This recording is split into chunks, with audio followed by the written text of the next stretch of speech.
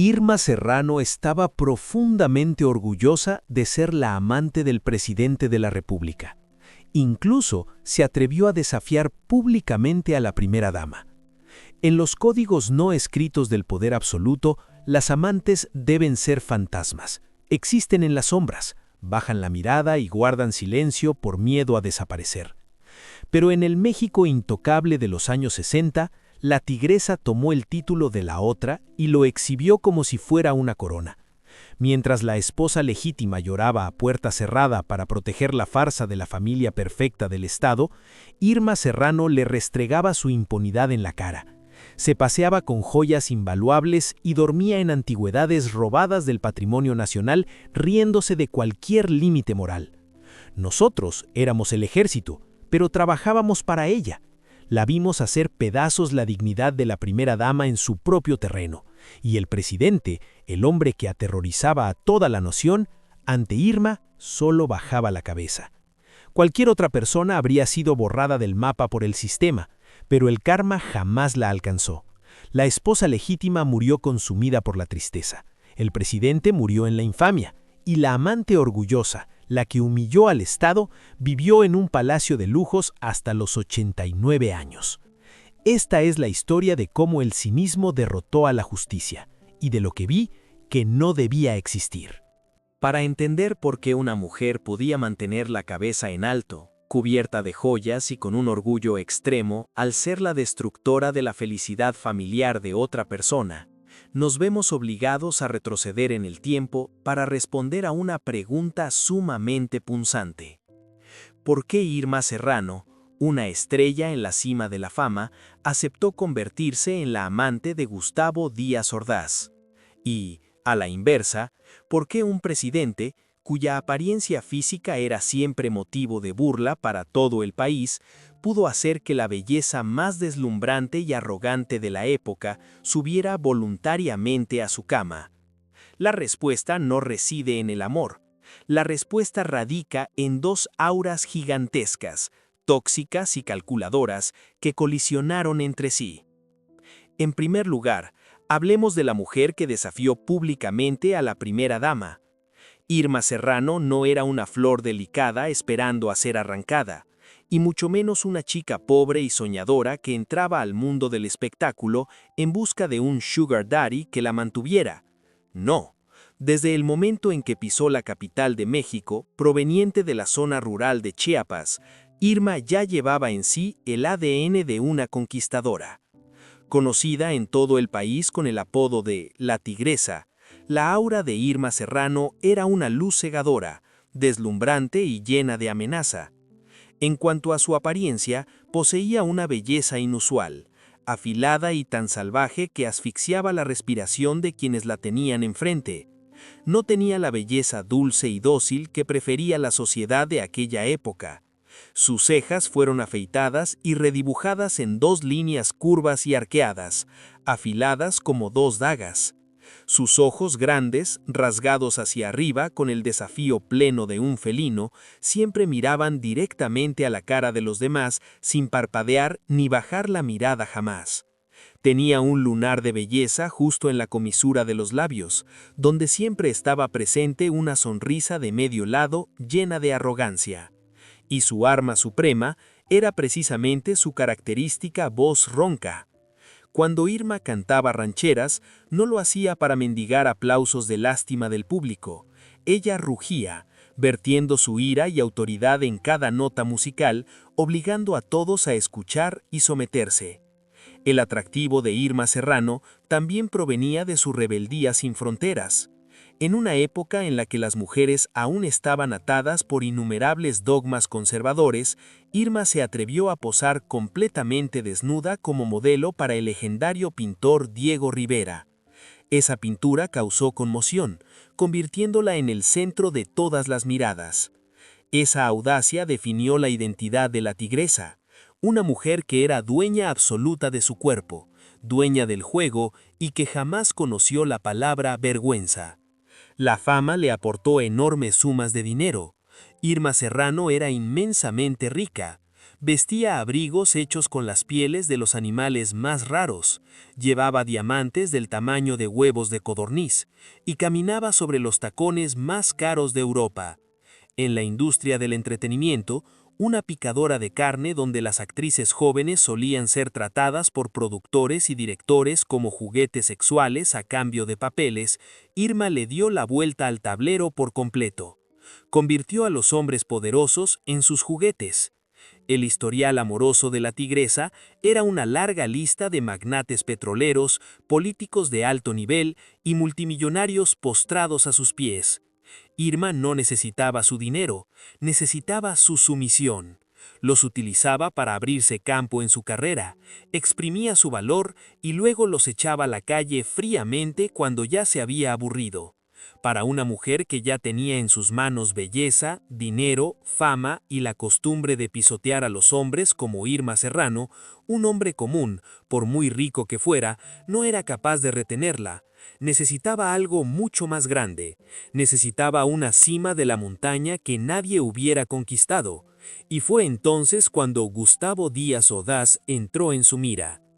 Al observar las fotografías de archivo del presidente Gustavo Díaz Ordaz, uno se enfrenta de inmediato a una paradoja incomprensible.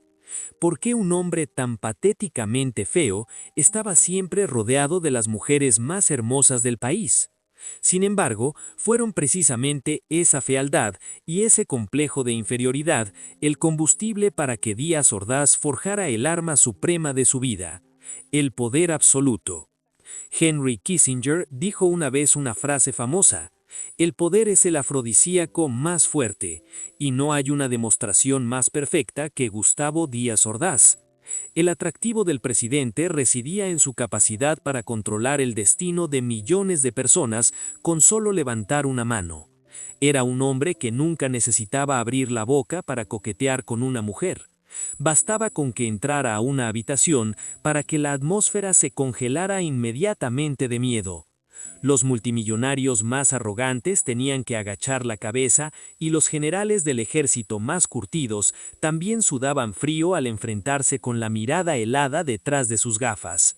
Para las mujeres de la élite y del mundo del espectáculo, la apariencia física de Díaz Ordaz quedaba completamente borrada por esa aura de poder. A su lado, sentían una protección absoluta frente a cualquier fuerza en el mundo. Anhelaban disfrutar de un poco del calor del trono. Anhelaban la sensación de estar por encima de millones a través de la gracia del presidente. Sin embargo, para Irma Serrano la historia tenía un significado mucho más distinto y mucho más atrevido. Cuando la tigresa se enfrentó al dictador, no se trató de la sumisión del débil ante el fuerte. Gustavo Díaz Ordaz vio en Irma un último desafío para su inmenso ego. Él, un hombre lleno de complejos sobre su apariencia, ansiaba poseer a la mujer más bella, más salvaje y más difícil de domar de México para demostrar que su poder podía quebrar cualquier orgullo. Quería encerrar a la tigresa en una jaula, pero Díaz Ordaz no sabía que él mismo también era la presa. Irma no le importaba el dinero ni la protección del presidente. Veía en él el trofeo de oro supremo para su ilustre historial amoroso. Conquistar al notorio presidente, convertir al hombre que sembraba el terror en toda la nación en un ser dócil en su cama, era un estimulante imparable para el ego de la tigresa. No quería ser una amante escondida en las sombras, quería despojarlo de su poder, ponérselo encima como un costoso abrigo de piel y pararse en la cima más alta para burlarse de todo el sistema político de México y especialmente reírse en la cara a la esposa legítima que temblaba en la residencia de Los Pinos. Esa es la razón por la que Irma Serrano nunca ocultó esta relación. La unión entre ellos fue la transacción de dos egos gigantescos, donde el poder supremo y la belleza salvaje se entrelazaron, creando el espectáculo de arrogancia más desenfrenado que la historia de México haya presenciado jamás. ¿Cómo es que dos mundos tan paralelos y opuestos lograron colisionar? El inicio del romance más prohibido y escandaloso en la historia política de México no comenzó con galanteos tradicionales ni con tímidos ramos de rosas. Comenzó con una intriga motivada por la dominación. En la élite política de aquella época, las fiestas privadas y extravagantes a puerta cerrada eran el punto de encuentro donde los altos funcionarios se mezclaban con el mundo del espectáculo. Fue en una de esas veladas exclusivas donde Gustavo Díaz Ordaz, un hombre acostumbrado a que el mundo bajara la cabeza ante su presencia, cruzó su mirada por primera vez con Irma Serrano. A diferencia de las jóvenes actrices que solían temblar e intimidarse ante el aura gélida del presidente, la tigresa le sostuvo la mirada. No parpadeó, no bajó el tono de su voz, y la sonrisa de medio lado que se dibujó en sus labios parecía enviarle un desafío directo. Para un dictador atrapado en la soledad y la paranoia del poder absoluto como Díaz Ordaz, esa insolencia fue un veneno embriagador. Quedó obsesionado de inmediato. Décadas más tarde, cuando el régimen había cambiado y los secretos de Estado dejaron de ser letales, Irma Serrano desnudó la anatomía de este romance en su explosiva autobiografía A calzón amarrado. En las páginas de su libro, Irma se negó categóricamente a pintarse como una víctima coaccionada por el poder. Al contrario, dedicó palabras desconcertantes y contradictorias para describir al hombre que el resto del país consideraba un monstruo. Sí lo quise mucho. Él me quería mucho, me consentía mucho. Nunca me prohibió nada, escribió en sus memorias. Para ella el verdugo de la nación era un amante cálido, un hombre que parecía despojarse de su armadura de hierro únicamente cuando cruzaba el umbral de su alcoba. Admitió con una franqueza cínica que el poder absoluto que él emanaba fue el afrodisíaco más poderoso que la cautivó. Sin embargo, el presidente de la República no podía darse el lujo de tomar de la mano a una vedette para pasear por las avenidas de la capital o cenar en restaurantes de lujo. Su romance estaba condenado a existir en una dimensión paralela, un inframundo diseñado exclusivamente para ocultar los pecados de la presidencia. Así, la ostentosa mansión de Irma, ubicada en la exclusiva zona de El Pedregal, se transformó en la segunda residencia presidencial. Un reino de sombras donde Díaz Ordaz se quitaba el peso del país de los hombros para convertirse simplemente en un hombre enamorado. Sus encuentros clandestinos se ejecutaban con la precisión de una operación militar de alto nivel. A altas horas de la madrugada, cuando la ciudad dormía, una caravana de autos Ford Galaxy negros sin placas de circulación se deslizaba en silencio por las calles vacías.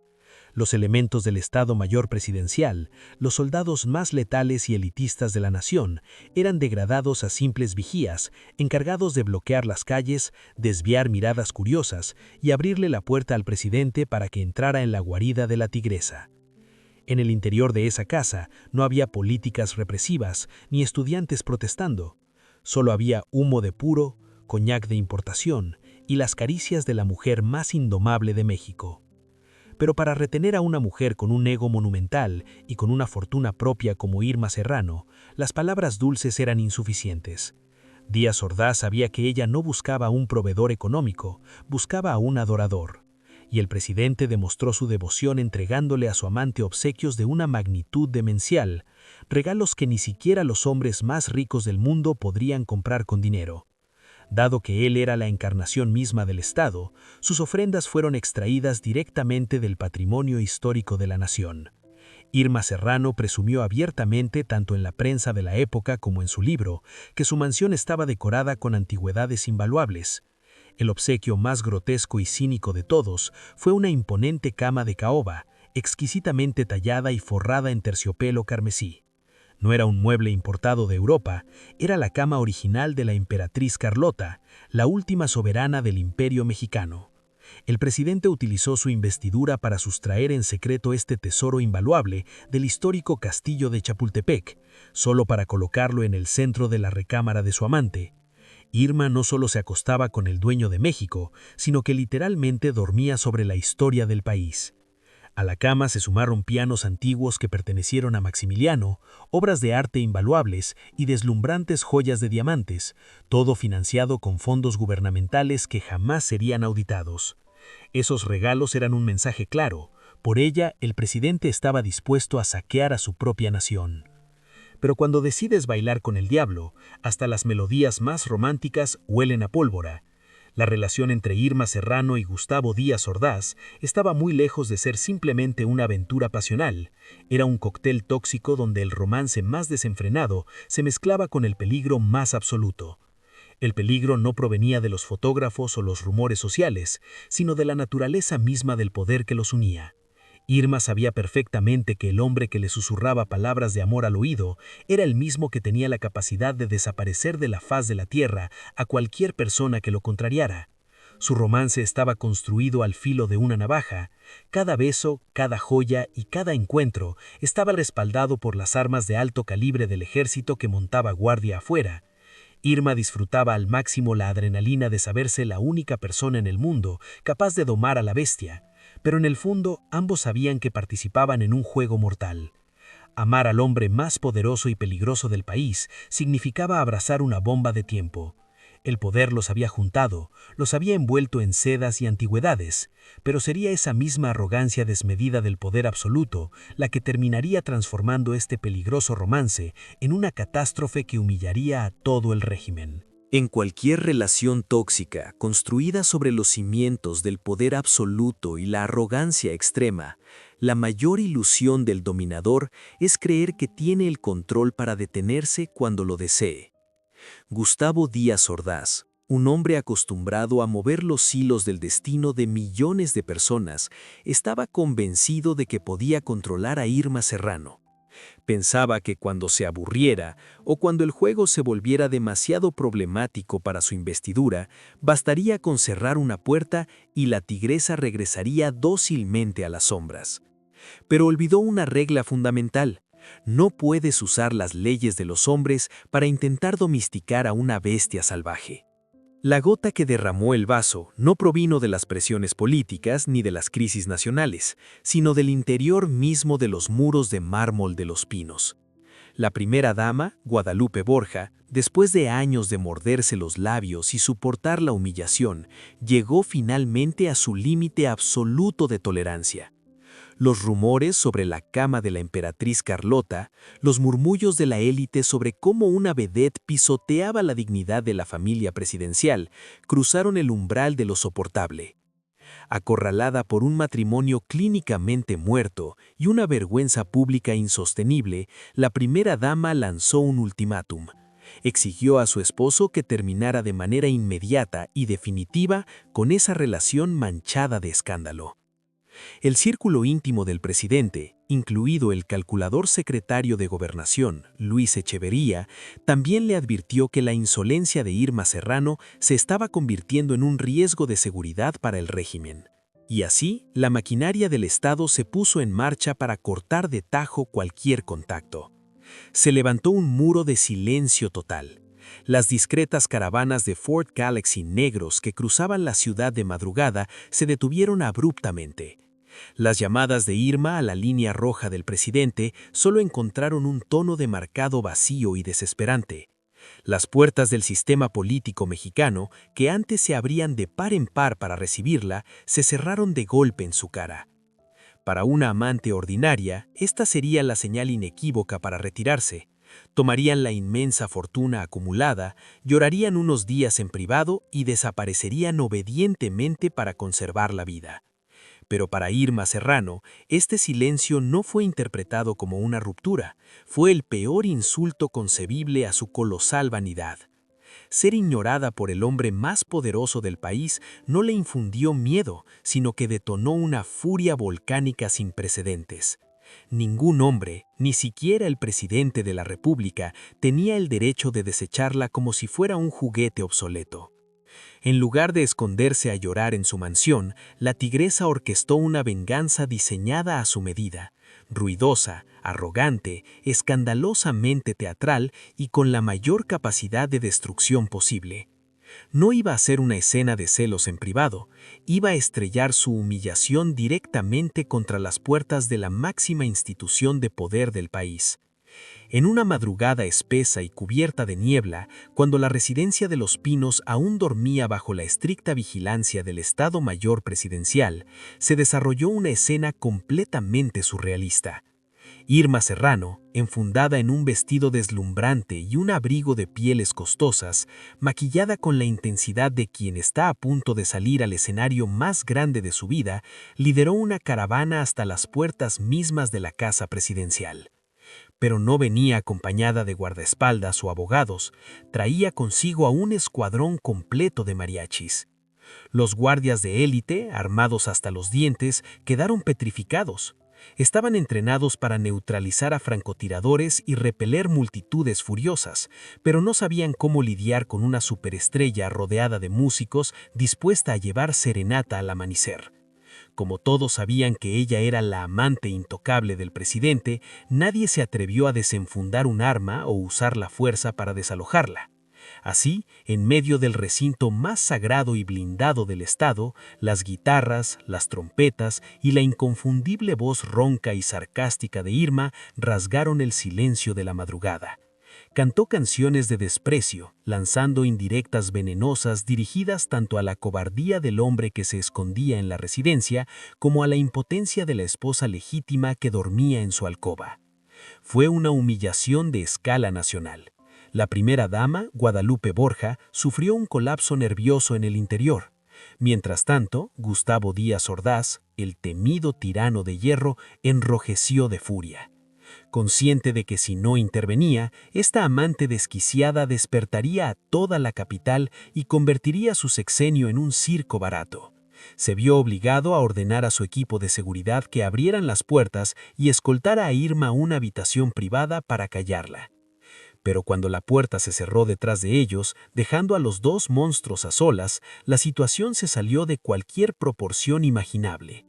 Díaz Ordaz, envuelto en la furia ciega de un jefe de Estado que acababa de ser humillado en su propia casa, levantó la voz. Usó toda la autoridad de su cargo para amenazarla, exigiéndole que cerrara la boca y desapareciera de su vida para siempre. Creía firmemente que su aterradora arilla la haría temblar y caer de rodillas. Se equivocó por completo. Irma no parpadeó. De pie frente al hombre que hacía temblar a toda la nación, ella no vio a un presidente, solo vio a un cobarde tratando de limpiar su desastre. El clímax de los gritos desembocó en un instante que la historia de México solo se atreve a contar en susurros. Irma Serrano levantó la mano y le asestó una bofetada brutal en pleno rostro al presidente de la República. Ese golpe no simplemente fue el estallido de celos de una mujer enfurecida, fue un asalto físico, violento y directo contra la máxima autoridad institucional del país. La bofetada fue de tal magnitud que, según recogen múltiples crónicas históricas y testimonios de allegados en años posteriores, le desprendió la retina a Díaz Ordaz, haciéndolo tambalear y llevarse las manos al rostro deformado. En esa fracción de segundo, el tiempo se congeló. El aire en la habitación se volvió espeso, con olor a muerte inminente. El sonido frío del metal chocando rompió el silencio. Los guardias del Estado Mayor Presidencial, sombras perpetuas que custodiaban el exterior, irrumpieron en la sala, desenfundaron sus armas y cortaron cartucho. Docenas de cañones negros apuntaron directamente a la cabeza de Irma. Bajo las leyes no escritas y el Código Penal, agredir físicamente al comandante supremo era traición a la patria. Un solo movimiento de cabeza del presidente, un leve asentimiento, bastaría para que una ráfaga de balas acabara con la vida de la tigresa en ese mismo instante. Su cuerpo sería arrojado a una fosa común, en el mismo anonimato que los cadáveres de Tlatelolco. Pero Irma se quedó ahí de pie, rodeada de armas listas para disparar, con los ojos inyectados de fuego y la barbilla en alto, altiva como siempre. Acababa de abofetar al poder absoluto en la cara y ahora esperaba pacientemente el precio que tendría que pagar por ello. La arrogancia de la amante había cruzado la línea de no retorno. En cualquier cuento de hadas o drama moralista, después de que una amante insolente se atreve a abofetear al jefe de Estado, su destino está sellado con un final trágico. Se espera que el sistema la triture, la despoje de todo y la arroje a las calles como una mendiga, sirviendo de escarmiento para cualquiera que ose desafiar al poder absoluto. Pero el inframundo de la élite política mexicana de los años 60 no era un cuento de hadas. Era un mundo cínico y brutal, donde la desvergüenza, si se ejecutaba con la precisión de un arte, podía convertirse en un escudo invencible. Tras la bofetada que hizo temblar la residencia de Los Pinos, la peligrosa relación entre Gustavo Díaz Ordaz e Irma Serrano llegó a su fin. Sin embargo, Irma no salió por esa puerta con las manos vacías ni derramando lágrimas de arrepentimiento. Salió con la postura de un conquistador que acaba de saquear el tesoro de toda una dinastía. La cruda realidad es que la tigresa concluyó aquella manchada relación no en la ruina, sino en la cúspide de la riqueza y la fama. Durante su tiempo como la tercera en discordia, Irma fue asombrosamente astuta y pragmática. No solo se embriagó con el poder prestado del presidente, sino que acumuló, tanto en la sombra como a plena luz del día, una fortuna descomunal. Maletines de dinero inauditable, joyas de diamantes invaluables, propiedades de lujo y una colección de antigüedades sustraídas directamente del patrimonio histórico de la nación. Todo eso ya estaba asegurado en sus manos antes de que el romance colapsara. Se había transformado de una estrella de cabaret en una maquinaria de acumulación de riqueza imparable. Cuando el sistema político intentó cerrarle las puertas de los medios para castigarla, se dieron cuenta de que se enfrentaban a una mujer financieramente independiente. Irma Serrano no necesitaba arrodillarse ante ningún hombre para sobrevivir. En lugar de sucumbir, utilizó el botín acumulado durante su etapa como amante presidencial para ejecutar una metamorfosis espectacular. Se convirtió en una mujer de negocios sumamente exitosa, poderosa e incensurable. Con la visión de una manipuladora maestra, Irma adquirió un majestuoso edificio en pleno centro histórico de la Ciudad de México, invirtió una suma astronómica para restaurarlo y fundó su propio templo, el Teatro Frou Frou. Esto no era solo un negocio, era una declaración de guerra. En el Teatro Frou Frou, Irma era la dueña absoluta, la productora y la actriz principal. Montaba obras vanguardistas, cargadas de erotismo y profunda sátira social, burlándose abiertamente de los intentos de censura del gobierno. Su teatro brillaba cada noche, atrayendo a multitudes morbosas que pagaban por ver a la mujer que había humillado al presidente. Convirtió su infamia en un imperio comercial altamente lucrativo. Este es el punto exacto donde la historia de Irma Serrano le asesta un golpe mortal a la creencia en el karma que la gente común suele abrazar. Nos enseñan que quienes destruyen hogares y lucran con regímenes sanguinarios, tarde o temprano reciben un castigo divino. Pero la realidad histórica desveló un rostro infinitamente más cruel e irónico. Miremos el destino final de quienes representaban la decencia, la familia y el poder supremo en esta historia. En 1974, la primera dama Guadalupe Borja falleció a los 59 años. La esposa legítima, la mujer que sacrificó su juventud, su belleza y su dignidad para proteger la inmaculada fachada del Estado, murió prematuramente, consumida por el deterioro físico, el aislamiento y la oscuridad de la depresión severa. Se llevó su amargura a la tumba, sin haber vivido un solo día para sí misma. 5 años después, en 1979, le llegó el turno a Gustavo Díaz Ordaz de enfrentar el juicio ineludible de la historia.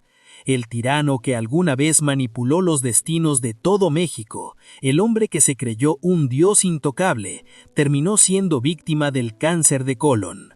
Falleció a los 68 años, exhalando su último aliento en medio de una agonía atroz mientras la enfermedad lo devoraba desde adentro.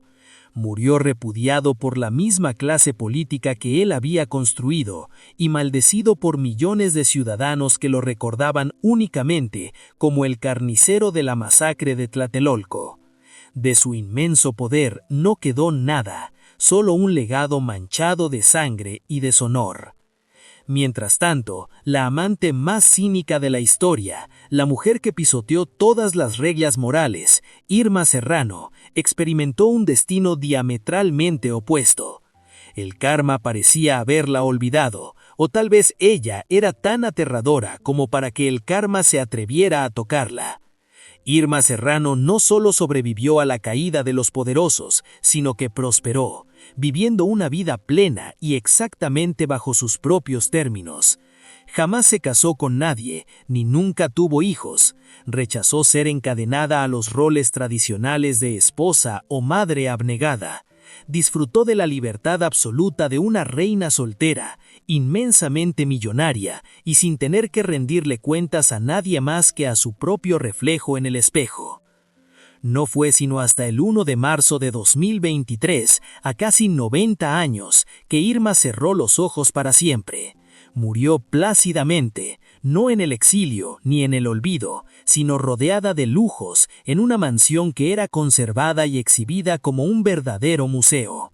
A su alrededor reposaban innumerables antigüedades, obras de arte invaluables y reliquias imperiales que testificaban la época en la que ella, una simple mortal, logró manipular el poder supremo de una nación. La supervivencia absurda y el final triunfal de Irma Serrano son la burla más profunda y dolorosa al sistema moral de la humanidad. En el mundo de los despiadados, quien sobrevive y gana al final no es quien vive con mayor rectitud, sino quien posee más astucia, más desvergüenza y quien se niega rotundamente a interpretar el papel de víctima. ¿Cómo es que una mujer, a la que decenas de armas militares le apuntaron a la cabeza, logró vivir pacíficamente hasta casi los 90 años rodeada de lujos obscenos? Hacerse inmensamente rica gracias al teatro frufru fue apenas el primer movimiento defensivo en el plan de supervivencia de Irma Serrano. Pero para un ego colosal como el de la tigresa, defenderse nunca fue suficiente. Ella quería pasar a la ofensiva, quería la venganza absoluta, y para lograrlo entendió perfectamente que debía robar el arma más poderosa de cualquier régimen autoritario, el derecho a escribir la historia. En el ecosistema político del PRI de aquella época, la ley del silencio era una religión intocable. Los expresidentes, sin importar cuán brutales, corruptos o incompetentes hubieran sido, al dejar la silla presidencial quedaban protegidos por un aura de santidad institucional. Ningún periodista se atrevía a investigar sus vidas privadas, y nadie osaba exponer los secretos guardados en los sótanos de los pinos. Ese silencio era el pacto que garantizaba que la élite siempre sería vista por el pueblo como una casta de hombres excepcionales y moralmente intachables. Pero en 1978, cuando Gustavo Díaz Ordaz vivía sus últimos años atrapado en el ostracismo y el desprecio público, tras la masacre de Tlatelolco, Irma Serrano arrojó una bomba nuclear en el centro mismo de la política mexicana. Publicó su autobiografía titulada A Calzón Amarrado. En aquel momento, que una examante escribiera un libro detallando los trapos sucios de un expresidente era un acto suicida. Desafiando las amenazas veladas y el terror de las editoriales, Irma arrastró toda la oscuridad del régimen hacia la luz pública.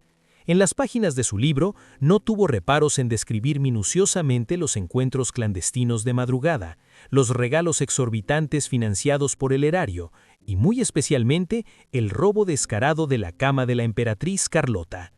Pero lo más devastador fue que relató, con un orgullo punzante, el momento exacto en el que le asestó una bofetada en el rostro al hombre más temido de México. El impacto del libro fue un terremoto de escala nacional.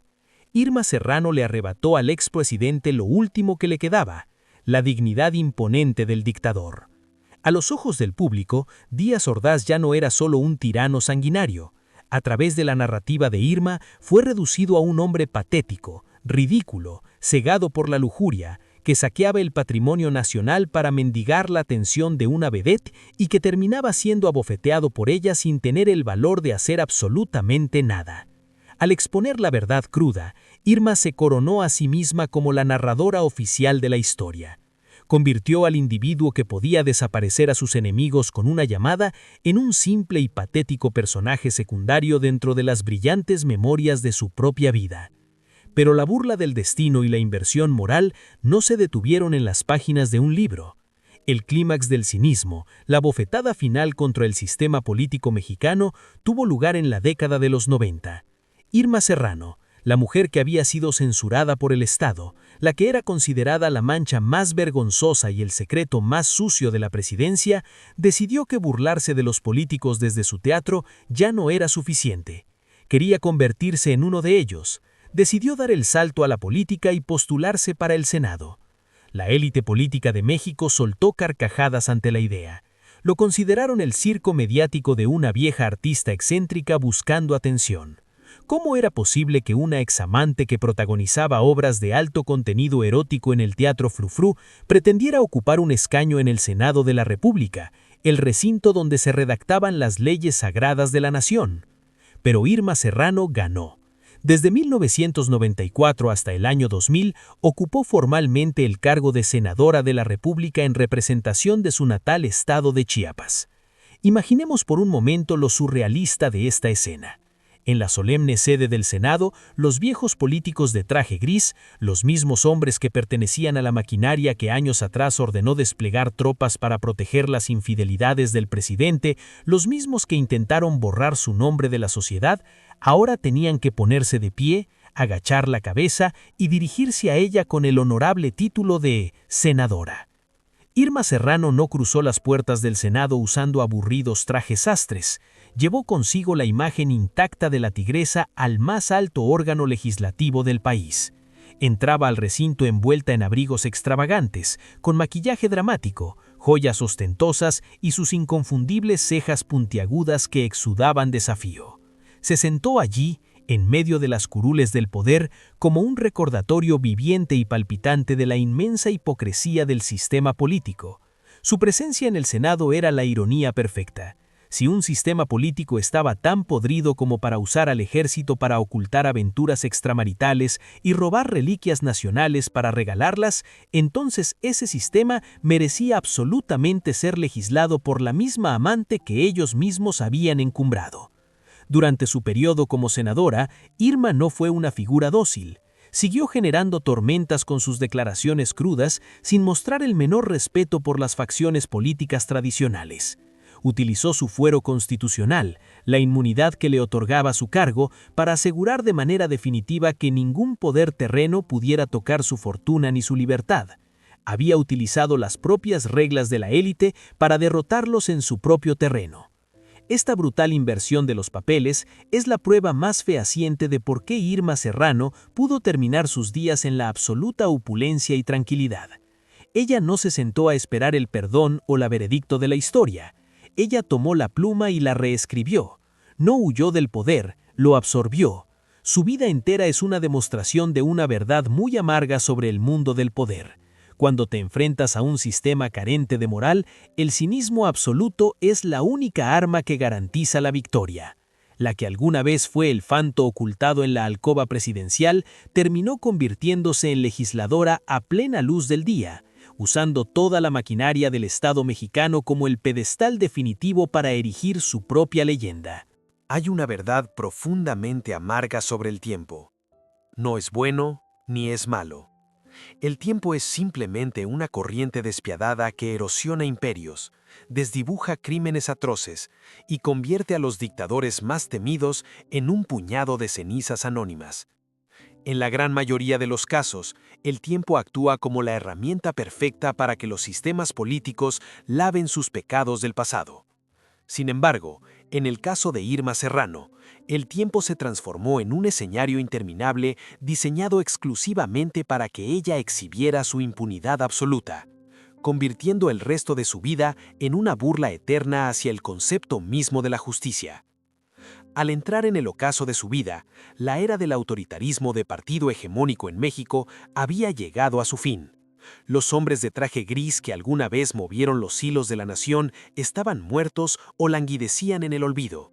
Pero Irma Serrano, no. Ella seguía allí, omnipresente, sentada en el trono de la cultura pop nacional.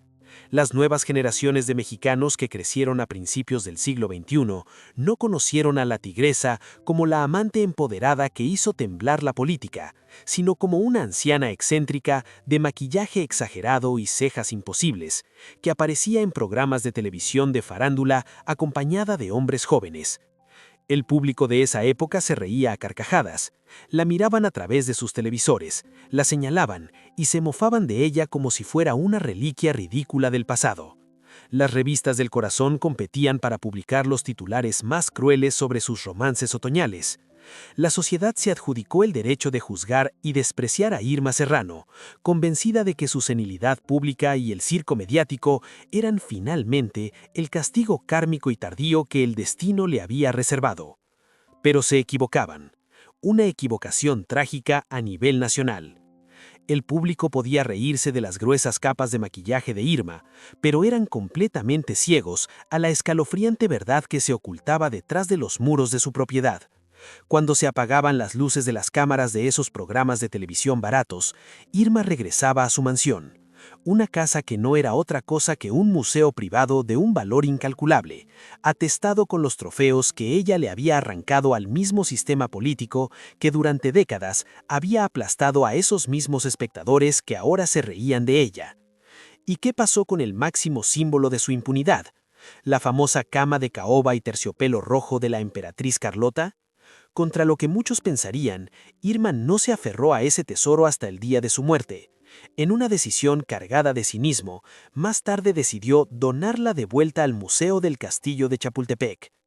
Esa devolución no fue un acto de arrepentimiento ni de culpa, fue la burla definitiva. Al devolver la cama, le demostró a todo el país que el patrimonio histórico más sagrado de la nación había sido para ella un simple juguete temporal. Ella lo usó, lo exhibió, humilló al Estado con él, y cuando se aburrió, se lo devolvió al país con la misma frialdad con la que alguien devuelve un libro a la biblioteca. Lo más aterrador es que el sistema de justicia mexicano no tuvo el valor de allanar su casa para confiscarlo. Tuvieron que esperar impotentes hasta que la tigresa se dignara a regalarle la propiedad de vuelta a la nación. El 1 de marzo de 2023, Irma Serrano exhaló su último aliento a la edad de casi 90 años. Su muerte cerró uno de los capítulos más oscuros, fascinantes y amargos de la historia política de México. Nunca se casó y no tuvo hijos. Rechazó todas las ataduras de una familia tradicional para vivir una vida de absoluta independencia, arrogancia y libertad total.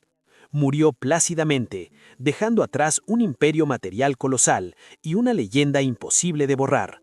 ¿Cuál es el veredicto final de la historia para Irma Serrano? Quizás la historia no tiene el derecho de juzgarla, porque ella misma se encargó de reescribirla. De ser una joven de provincia, se transformó en una vedette todopoderosa, se convirtió en el fantasma que acechaba la residencia presidencial, se alzó para abofetar al dictador, usó el dinero del sistema para comprar su propio teatro, ganó un escaño en el Senado y finalmente se erigió como una reina intocable. El legado de Irma Serrano no son sus canciones rancheras. Su mayor legado es una lección sangrienta y descarnada sobre la verdadera naturaleza del poder, que la moral no es más que un frágil telón de terciopelo diseñado para cegar a las masas. Una vez que logras rasgar ese telón y entras a la habitación oscura de la verdad, descubres que no hay castigos divinos esperando caer del cielo.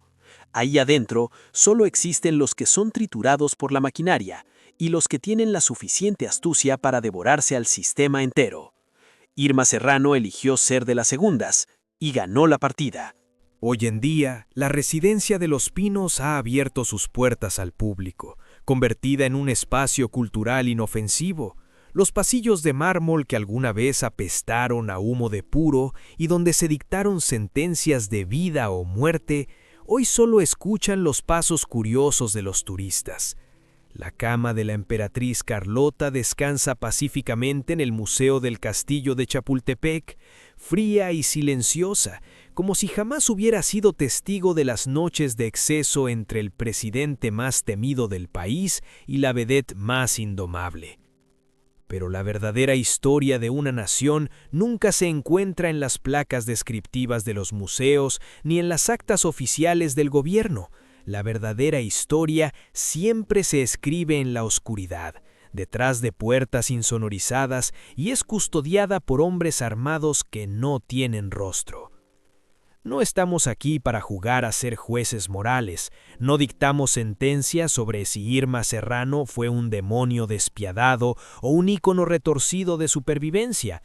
Ella fue, simplemente, el espejo perfecto que reflejó la putrefacción extrema de un sistema y utilizó esa misma podredumbre para forjar su propia corona. En un mundo gobernado por monstruos de sangre fría, Irma Serrano sencillamente se negó a interpretar el papel de la presa. Los archivos oficiales del Estado mexicano jamás registrarán la bofetada que le desprendió la retina al presidente, nunca documentarán el eco burlón de los mariachis rasgando la niebla de la madrugada, porque el poder absoluto siempre sabe cómo comprar el silencio. Sin embargo, el peso de ese silencio jamás puede ser enterrado por completo. Se filtra a través del tiempo, transmitiéndose de generación en generación, convertido en un susurro perpetuo que sigue atormentando a la élite hasta el día de hoy. Si el silencio tuviera un precio, y si ese precio fuera la supervivencia absoluta y una vida de realeza, ¿estarías dispuesto a vender tu moralidad para convertirte en el ganador definitivo como la tigresa? ¿O elegirías aferrarte a tus principios sabiendo que la maquinaria de la historia te trituraría hasta convertirte en polvo? Déjame tu perspectiva en la caja de comentarios, y si tienes el valor para seguir abriendo los expedientes prohibidos y cuestionar las verdades que el poder ha intentado enterrar, suscríbete al canal. Nos vemos en la próxima investigación, allí donde las sombras nunca duermen.